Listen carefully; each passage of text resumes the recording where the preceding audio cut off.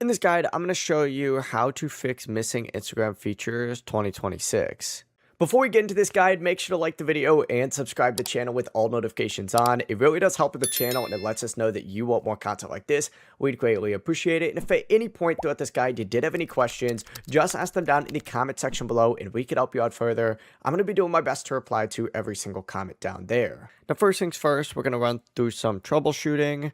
Make sure Instagram is updated. If you're on iPhone, you can do this in the App Store. If you're on an Android, open up the Google Play Store and just search for Instagram, just like so. Once you search for it, select it. If you have an update available here, go ahead and select update. It's then going to load for a little bit and update your app. If it says open instead of update, your app is already updated. But essentially, once it finishes updating, go ahead and open it up for you. And if it still is missing the feature and for whatever reason that's taken a while to update, what you need to do is actually back out, open up your device's settings, hit general, hit iPhone storage, and then search for Instagram and go ahead and clear the cache by selecting offload app. On an Android, you open up your settings, go to apps, Instagram, and then go to storage, and then you can clear your cache.